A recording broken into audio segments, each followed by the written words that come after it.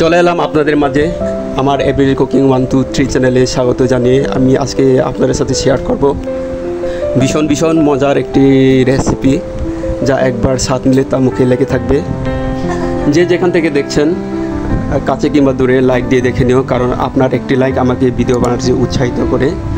বন্ধুদের মাঝে শেয়ার করে দিও। আর আপনি যদি আমার এই চ্যানেলে নতুন হয়ে থাকেন তো সাবস্ক্রাইব করে আমার এই পরিবারের পাশে থাকার জন্য অনুরোধ রইল। তো মূল পর্বে যাওয়া যাক। টমেটোগুলো লম্বালম্বি করে কেটে নিয়েছি, আর কাঁচামরিচগুলো ফালি করে নিয়েছি, আর গোল আলুগুলো এভাবে ডুমু করে কেটে নিলাম, আর পেঁয়াজ কুচিয়ে নিয়েছি। আমি এখানে 2টা টমেটো নিয়েছি ব্লেন্ড করে। তো আজকে আপনাদের সাথে শেয়ার করব। তো টাকি মাছগুলো ভালো করে পরিষ্কার করে নিয়ে নিলাম। তো টাকি মাছগুলো ডিম হয়ে আসছে। তো টাকি মাছগুলো ভেজে নেওয়ার জন্য সামান্য পরিমাণ হলুদ নিয়ে নিলাম, আর সামান্য পরিমাণ লবণ, এরপর সামান্য পরিমাণ সরষের তেল দিয়ে ভালো করে মাখিয়ে নেব। দেখো মাখিয়ে নিচ্ছি। তো বন্ধুরা, মাখানো প্রায় হয়ে আসছে। দেখো কত সুন্দর করে মাখিয়ে নিলাম। তো এই ফাঁকে চুলায় কড়াইটা বসিয়ে দেব আসছে। এরপর তেল যোগ করে নেব মাছগুলো ভেজে নেওয়ার জন্য। তো বন্ধুরা, তেলটা গরম করে নিলাম। এরপর মাছগুলো এক এক করে ভেজে নেব।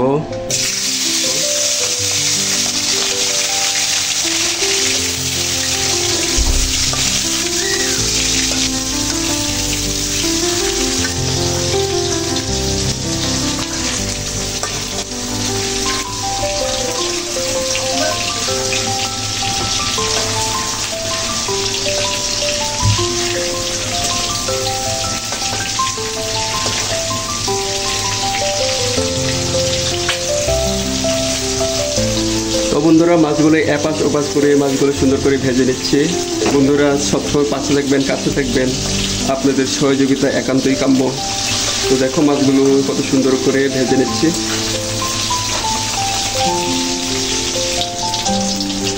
তো বন্ধুরা, কিছু সময় নিয়ে মাছগুলো ভেজে নিলাম। মাছগুলো ভাজা হয়ে গেছে, উঠিয়ে নিতে হবে। তো উঠিয়ে নিচ্ছি। দেখো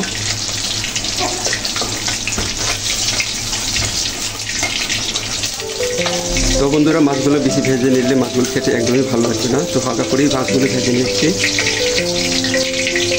দেখো কত সুন্দর করে ভেজে নিলাম। তো মাছগুলো ভেজে নেওয়ার পর এরপর তেজপাতা অ্যাড করে নিলাম, হালকা নেড়ে ছেড়ে দেবো। এরপরে যে কুচিয়ে রাখা পেঁয়াজ,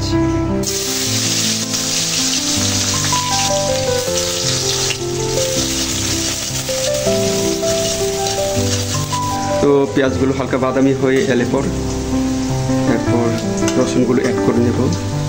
এরপর রসুন 1 চা চামচ, এরপর আদা বাটা 1 চা চামচ, লবণ স্বাদ মতো।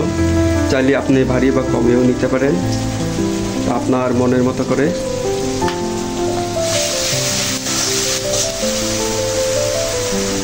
এরপর হলুদের গুঁড়া 1 চা চামচ, আর ধনিয়া গুঁড়া 1 চা চামচ, আর মাছের মশলা। এরপর যোগ করে ব্লেন্ড করে রাখা টমেটো।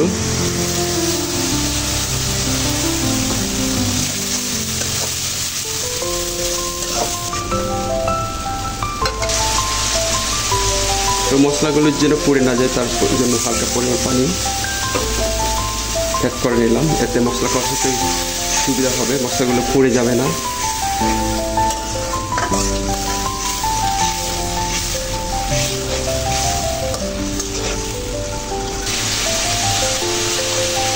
তো মশলাগুলো কিছু সময় নিয়ে কষিয়ে নিয়েছি, কষানো একদম হয়ে গেছে।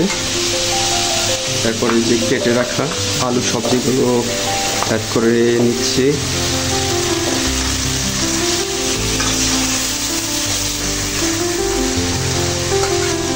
তো চুলার আঁচটা একটু কমিয়ে দিলাম যেন কষাতে সুবিধা হয়। এরপর ঢাকনা দিয়ে ঢেকে রাখবো কিছু সময়ের জন্য।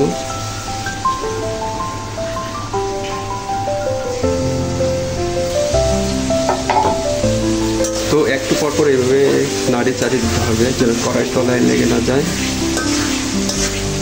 তো আলুগুলো কি সময় নিয়ে কষিয়ে নেব।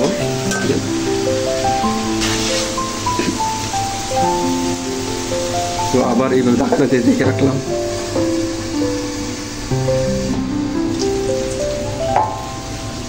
তো ওই যে আলু সবজিগুলো কি সময় নিয়ে কষিয়ে নিচ্ছি। তো একদম নরম হয়ে আসছে। কাঁচামরিচ অ্যাড করে নিলাম। তো কাঁচামরিচ পরে অ্যাড করে নিচ্ছি এই কারণে যেন চালটা যেন বেশি না হয়, এই কারণে পরে দিয়ে দিলাম। যেহেতু কি সময় নিয়ে আলুগুলো কষিয়ে নিয়েছি, এরপর টমেটোগুলো অ্যাড করে নেব, কারণ এই টমেটোগুলো তাড়াতাড়ি হয়ে যায়।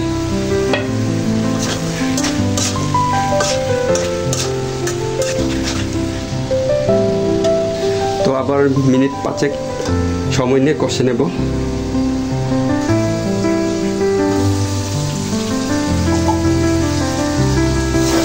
তো বন্ধুরা মিনিট 5 সময় নিয়ে সবজিগুলো কষে নিয়েছি, কষানো একদম হয়ে গেছে। তো যে ভেজে রাখা টাকি মাছগুলো অ্যাড করে নিব।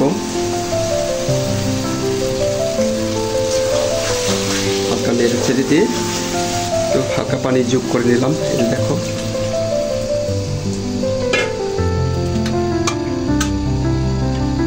তো এরপর চুলার ভলিউমটা হালকা বাড়িয়ে দিতে হবে যেন তাড়াতাড়ি হয়ে আসে। এরপর ঢাকনা দিয়ে দেখে রাখছি।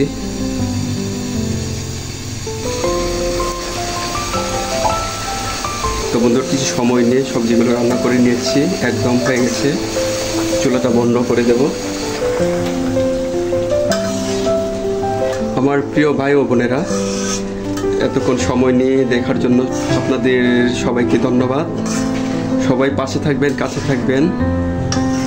আমার আজকের এই রেসিপি যদি আপনাদের একান্তই কোনো অংশে ভালো লেগে থাকে তো পরবর্তী রেসিপি দেখার জন্যই আমন্ত্রণ রইল। তো আজকে এখানে আল্লাহ হাফেজ, সবাই ভালো থাকবেন।